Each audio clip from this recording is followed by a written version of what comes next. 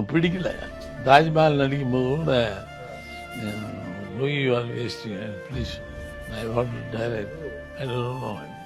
அப்புறம் போடா, அதனுடைய கஷ்டம் என்னன்னு எனக்கு தெரியும். மழையிலையும் வெயிலையும் கஷ்டப்பட்டு அது ஒரு ரணவேதனை டைரக்ஷனுங்கிறது.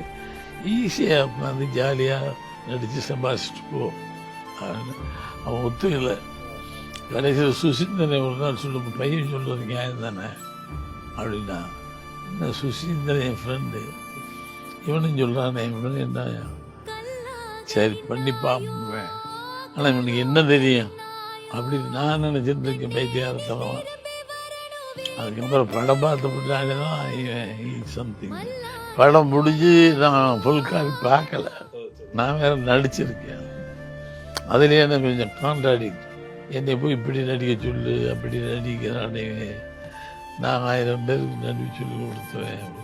ஒரு ஒரு கவிதை மாதிரி ஒரு லவ் சொல்ல தெரிஞ்சிருக்க பையனுங்கிறது எனக்கு ஆச்சு. இந்த படம் பார்க்குற வரைக்கும் மேல் பெரிய எனக்கு மரியாதை இல்லை சார்.